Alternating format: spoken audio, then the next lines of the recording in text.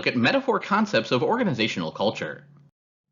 Metaphors are recognized as necessary elements in creativity and the development of new approaches to research objects.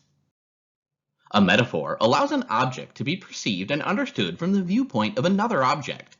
It thus creates a departure from literal meaning and offers new awareness. A good metaphor depends on an appropriate mix of similarity and difference between the transferred word and the focal one. Where there's too much or too little similarity or difference, the point may not be understood. A frequently used metaphor for organizations is the pyramid.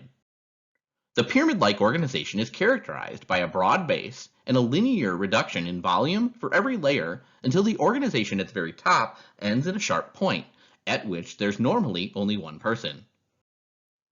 The person is then seen as residing at the top, having a very high position, being in command over those at the bottom. Metaphor can be seen as a critical element in how people relate to reality. When people refer to culture, very different metaphors may be used. The most frequently expressed advantage of metaphors is their ability to develop new ideas and guide analysis in novel ways. Metaphors can be used in communicating insight to others, for example, as part of the production of scientific texts. People and organizations may also use metaphors to express their experiences, which helps facilitate understanding. Metaphors work as data-reducing devices and cultivate tolerance for alternative approaches. A focus on metaphors may facilitate examination of the basic assumptions of a particular concept or phenomena. Despite the benefits that the use of metaphors appears to offer the study of organizations, it also presents some problems. In the case of culture, the very popularity of metaphors can also lead to superfluity.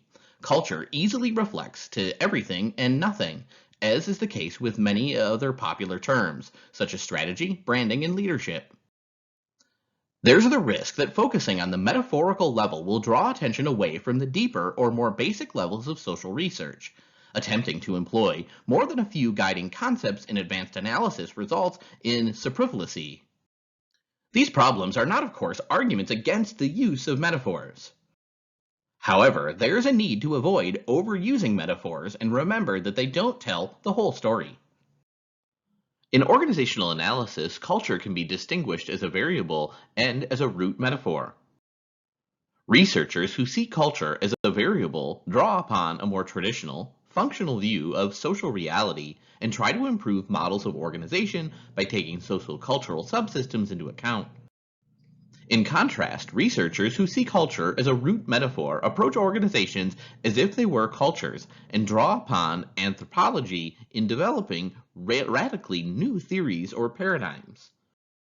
Researchers who treat culture as a variable recognize that organizations possess distinct cultural traits, such as values, norms, and verbal expression, and that these features affect the behavior of managers and of employees. The proponents of this view suggest that getting the right culture in place is expected to have recognizable effects on important outputs such as loyalty, productivity, and perceived quality of service. Instead of considering culture as something that an organization has, researchers, proceeding from the root metaphor idea, stress that an organization is a culture. The social world is seen as not objective, tangible and measurable, but as constructed by people and reproduced by the networks of symbols and meanings that people share and make shared action possible. The notion of culture as a root metaphor means that the culture image guides all perception and interpretation of what goes on in organizations. Seemingly objective things such as numbers of employees, turnover, physical products, and customers become of interest almost only in terms of their cultural meaning. One way of illuminating how the cultural idea is used to address is a metaphorical level behind the metaphor. The use of culture as a metaphor in fact implies metaphorization at many levels. Not only does organizational culture, that is, the combination and juxtaposition of organization and culture, create a metaphor, but the word culture is also metaphorical itself. This has received very little attention in organizational cultural literature. Very few researchers have examined the metaphors they draw upon or create when they use culture as a theoretical concept. In using a metaphor for culture, the cultural concept is narrowed down and a clearer distance is created between it and organizations. Thinking about culture may thus be shaped as the metaphor becomes more distinct. In order to clarify this idea, it's necessary to extend the focus beyond organization and culture as the only elements creating a metaphor. The way in which culture is modified so that it becomes a metaphor must be investigated. The concept of organizational culture may be used as a variable or as a metaphor for an organization. Thinking culturally about organizational phenomenon also calls for consideration of some other basic dimensions. One of the ideas regarding whether organization culture generally supports some broad socially shared values, or whether organizational cultures typically reflect only an entire group's interest.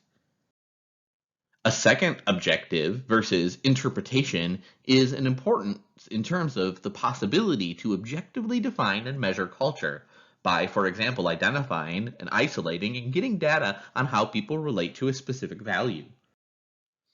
Or is culture best understood as subtle, not fully conscious ideas, meanings, and symbols that call for careful interpretation? Is culture a matter of systematic, integrated sets of rather robust phenomenon structuring the social world in a clear way? Or is culture fragmented, ambiguous, and anchored in unstructured objectives? The metaphors can be used in different ways in relations to these key dimensions.